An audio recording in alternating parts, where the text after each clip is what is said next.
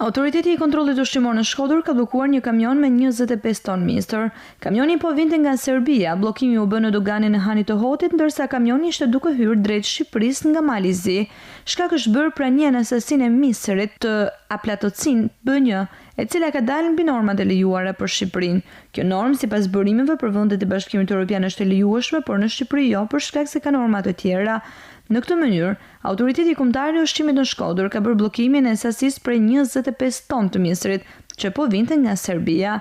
Destinacioni final ishte qyteti i Elbasanit, ndërsa bëhet fjalë për Mistër Bлекторal Refugio. Aksioni është duke vijuar, ndërsa priten edhe bllokimi i sasive të tjera të mistrit, sepse janë duke u kryer procedurat në doganin e Hanit të Hotit. Ndërkohë bëhet e ditur se Autoriteti i Kontrollit Ushqimor në Shkodër ka bllokuar edhe një fermë qumshi në fshatin Trush të Bashkisë Shkodër për shkak të disa parregullsive të gjetur atje, ndërsa pritet kryerja analizave për verifikimin e mëtejshëm.